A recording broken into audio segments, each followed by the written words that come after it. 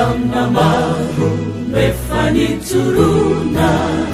niturina telni mahasu niyazuna nauni finuna rifiaguna manini Jesu.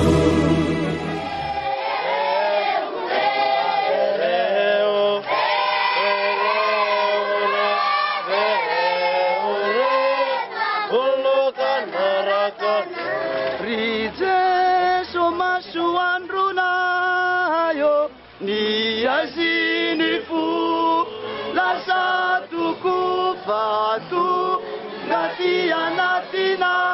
isa mazabaleli Favulume lune Jesuliani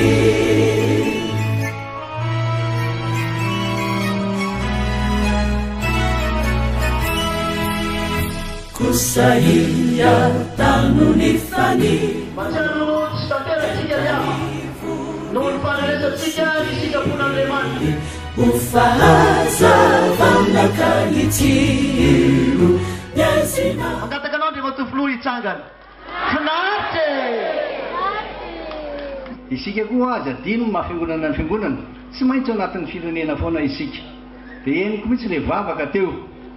dia eto dia tia teny aminareo mihitsy le vavaka mamaly vavaka Andriamanitra rehefa mivavaka tsara tsika ary ny tenin'le pasteur teo aiza zany izy izy ny tena andraisantsika fanahy masina ary ahoana ny tena marina mivavaka ataotsika mivavaka tsika rehefa tsy manavakavaka manana fanantenana mandrakariva rehefa manana fanantenana sika tonga amintsika foana ny zavatra mahasoa fa izany akory tsy etintsika hoe isesehoana hoe no izany na vitan'izany no iana mavitan'izany hevitra tsy hitovizana tsy atao ampisaraka atsika mihitsy ka dia faly tokoa tonga ty aminareo aty minona rehefa ho vita io fa ny fandraisana anjara hoe nandray anjara zay nakely fotsiny ary mahita mihitsy aho eto fa nakely fotsiny hoe tsy deo le rakitra fa aveo toko ngeza be ny zavatra vitanao amin'iny tena mahavita zavatra be iny ka dia misolo tena an'ireo komity aho hoe nanome zavatra ngeza be mihitsy zareo avy any amin'ny synodam-paritany ambala avao fa dia ity nomeny fa avy tao aingana ny trano